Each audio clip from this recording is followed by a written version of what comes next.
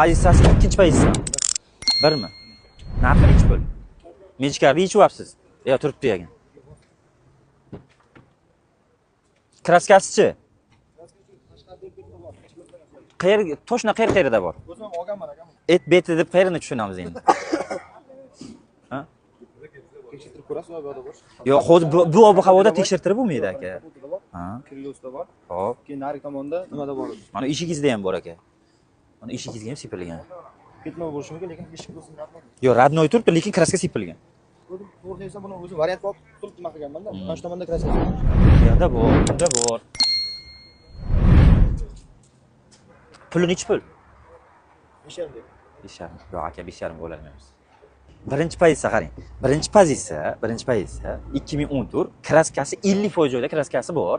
Men aka avtomatlarini 2014 15larini 4900 5000 sotdim. Narx-navo tushmasdan oldin sotdim. Spark sotmaganimizga ancha bo'ldi. Lekin bu siz aytayotgan narxga ketmaydi. Zo'r ketsa, agar naqd pul tutsangiz 3,5 dollar beraman, sotib bering desangiz 4000 dollarga sotib bering. Naqd pul tutsangiz men 500 dollarga aforni qilib olaman. Sotishga 4000 bo'lsa, mayli kanalga tekinga reklama qilib beraman. Undan ziyod qilib bera olmayman, o'ylab ko'ring, aytasiz.